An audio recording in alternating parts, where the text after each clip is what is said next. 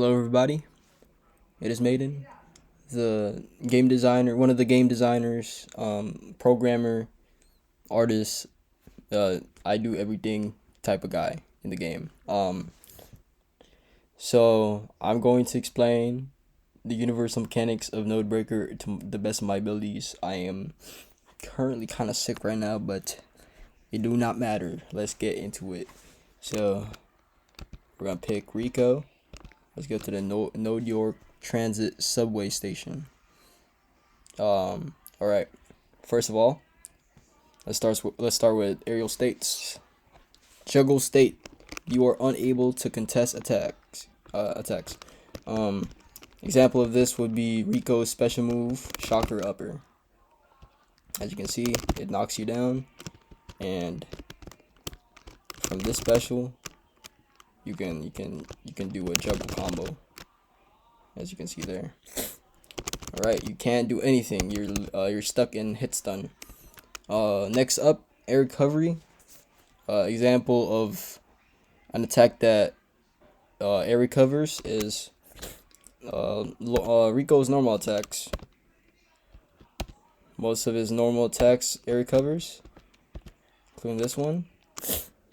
And if you are air recovered and they try to hit you again while you're air recovered, for example, like this, right? You can parry like this. Oh, I'm kind of bad at my own game. Question mark. Hold on. This is weird. Okay. There you go. That took a little long, but yeah. Okay, next up is safe recover. Once your character goes dim in any of these the two states I mentioned, you are no longer be able to be hit by any attacks until you land on the ground. However, you are unable to wall jump once you enter the state. Okay, so example, this attack right here, as you can see, Riley goes dim. What this means is if I cancel this move into Shocker Upper, it will not hit, as you can see. But for example, this move, it does not make Riley go dim. So if I cancel this move into Shocker Upper, that is not Shocker Upper, it will combo, as you can see. So this is kind of, when you go dim, it's basically like a safety net, but the downside is you cannot wall jump. So what is wall jumping? So if you enter a recovery state, air recovery, and you are near a wall, you input a cardinal direction opposite of the wall, you will hop off the wall. So for example, Riley's is actually a slide. Let me demonstrate with Rico's. Rico's is actually a wall jump, a proper wall jump, as you can see there. So when you wall jump, I did not mention this in the universal mechanics. When you wall jump, you can actually attack out of it. Yep. Yeah, anytime during the animation of the wall jump, you can attack. Okay, next up, juggle system. Alright, juggle points. Every time you land an attack on the opponent in a juggled state, points may be added. Once you go above 5 points, you are unable to continue the juggle combo. So this kind of goes in hand with safe recover, because once you go above 5 points in your juggle point system, the opponent is forced into a safe recover state, which I mentioned earlier. So pretty self-explanatory, you know. Kind of expanded on what we were talking about. Okay, knockdowns. Let's start with soft knockdown. You can use your tech wake up and rolls as an option. So how do you know if you're soft knockdown? For example, Rico's DP. Rico's Shocker Upper. You see that? There's an exclamation mark on Riley's head. This means you can use one of your wake up options, which is either roll forward, roll backward, wake up neutral, and yeah, I think that's it. Just to yeah. So how do you know that you are not soft knockdown? That would be these two right here. Hard knockdown, false knockdown. So how do you identify hard knockdown? You are unable to use your wake up options. So this is pretty you know, punishing. So let's say, actually Rico has a very cool attribute. When he hits an opponent airborne, well, with his DP, they actually get hard knockdown. As you can see there, you can see the little indicator, those three little squiggly lines. That is a hard knockdown. So they cannot use any of their wake up options, and they have to take the entire animation to get back up. False knockdown, same with hard knockdown, but you are able to parry and escape throws. So example of Rico's example of a move that invokes false knockdown is Rico's charged synaptic dynamite. As you can see there, it is the indicator is an arrow, and Riley plays a little silly animation. Super funny, yes. And what this does is, yes, you can continue the combo. It resets the hit scale, but the opponent can either grab or parry out of it. So keep that in mind. All right, next up, super meter. You know, this is pretty like super self-explanatory, I feel. Meter gain, whiffing, and landing attacks give you meter. So let me demonstrate. Whiff, I'm whiffing attacks. Whiffing attacks, actually whiffing lights does not build meter.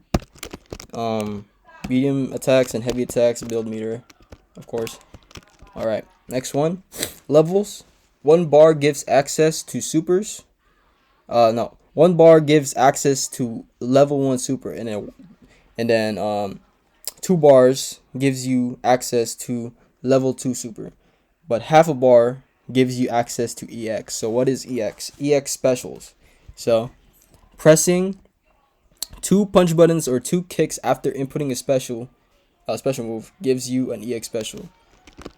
So let's say this is Rico's fireball. It is down for quarter circle forward punch.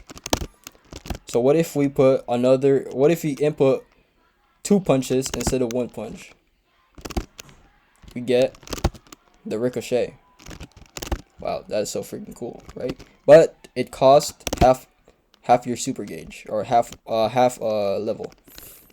So yeah, it either enhances or does a unique property of a special.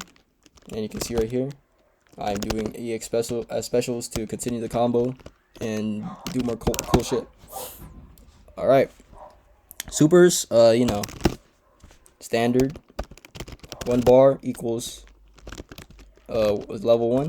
2 bars equals level 2. Pretty self-explanatory. All right. Third strike inspiration coming right up. The parry. Standard parry. I mean, everybody know how the parry works. Tapping forward or down as soon as an attack hits you during stand, crouch, or jump. You know, this, and I must say, I did make jumping parry a little harder. Just like a third strike. I can't really do it. I suck. And then red parry, it does exist. Let's see if I can actually get this. Wow, first try. Yeah, that is the red parry right there. Tapping forward or down during a block string. A lot harder than standard parry because you're disrupting your block stun. Pretty much. All right. Throws. Standard throw. Pressing light punch and light kick will play a throw animation. This attack beats blocking and parrying. So I'm going to go in the corner, hold back. I'm blocking. As you can see, it beats it. I'm going to tap forward. As you can see, parry does not come out. Throws beat parry and blocking. teching standard throws. If you are hit by this attack, you are not counter hit, you can escape the throw by pressing light punch and light kick together before 13 frames of the animation. So, let's say you got thrown and you knew you were gonna get thrown, right? I was like, okay, I know I'm gonna get thrown, so I'm going to input light punch and light kick. You know, it's just the same as when you're throwing an opponent. So you get thrown, right? I was like, oh, next time I'm gonna press that. Boom, escaped. Okay, boom, escape. Right? Simple. Just to note, just so you guys know, if the opponent does back throw, right? Back throw, and you take the back throw, it actually side switches you. So if I can demonstrate right here, there we go, side switch. Just keep that in mind. And command throws, these are throws that cannot be escaped, that cannot be tech throwed or tech escaped, and you must avoid it. So example of this would be Riley's what's this called, like love letter drop. Is a command grab, is an air command grab, and yeah, you cannot tech throw that, so you have to either jump or crouch. Counter hit.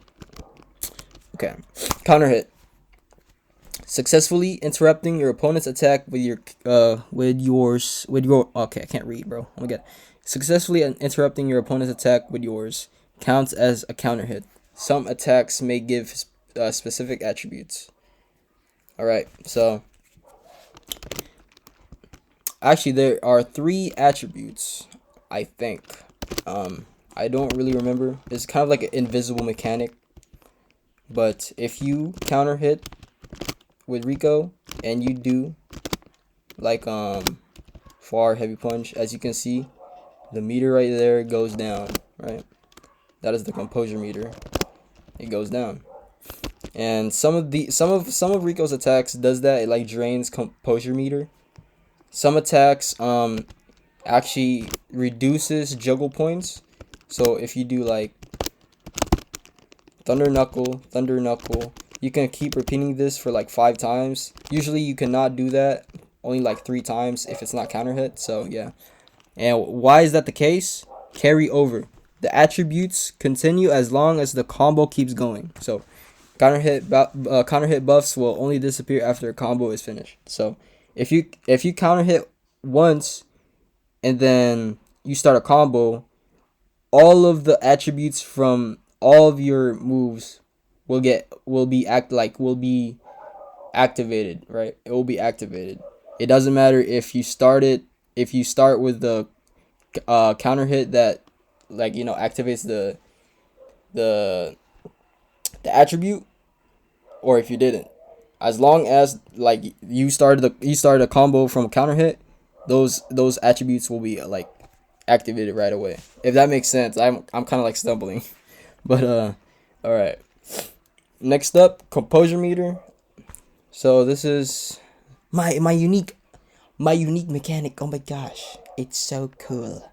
Right, let's start with performance bonus. If this meter is full, any blocked attack is converted to a fixed amount of gain to the super meter.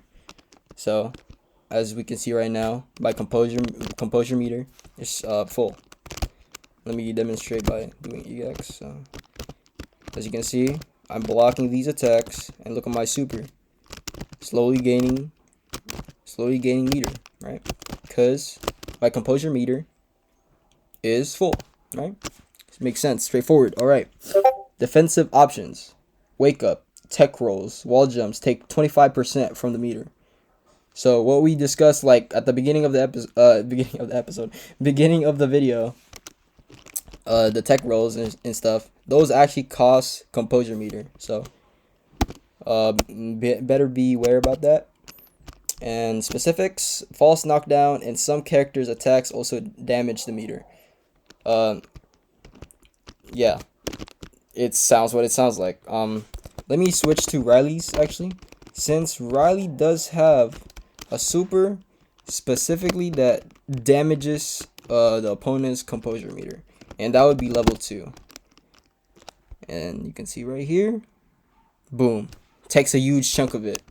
So why is it a big deal that a big deal that your composure meter goes down? So actually, let's before that, meter gain, guarding and throw escapes builds a fixed amount back into the meter. So guarding, let's drain the bar a little bit. Guarding, as you can see right there. And throws actually build the most composure bar. I mean, tech throws. Yeah, straightforward. So this is why you should never go beyond this point. This is the fatigue threshold. Going past this mark will send your character to exhaustion, and you will take 2.5 times more damage while slowly draining the meter. So once you enter this, once you go beyond this threshold, your composure meter will slowly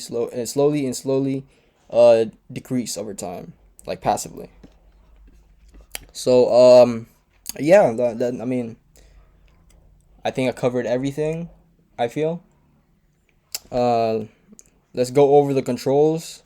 Movement, diagonal back up, up, diagonal forward, self-explanatory. Back, neutral, forward, crouching, dashing, forward, that's dash forward, back, that's back dash. Super jump is just down and then where you want to jump. Like if you want to super jump forward, then it would be down, diagonal jump forward, like this. There we go. So it's basically like a super power jump. And the other type of jump is hop. So instead of holding the up button, you can just tap it, and you would do a hop. As you can see there. And I wanna tell you guys this before I move on to attacks. But if you dash and then jump, there's the jump carries the momentum from the dash, right? See? So this is very useful for getting in, repositioning. And oh yeah, also to mention, if you dash and then cancel into an attack, it will cancel into that attack with momentum. So kind of like if you played JoJo's what is it called, Heritage for the Future, then yeah, it's kind of like that. Okay, attacks, standard Street Fighter stuff. You got your punch buttons, light, medium, heavy. Yep. Some attacks have close properties, so this would be close attacks. Some attack buttons change depending on how far you are from the opponent. So this is far medium punch. This is a close medium punch. Much more faster, more combo friendly. Doesn't push back as much. So yeah, that's close attacks.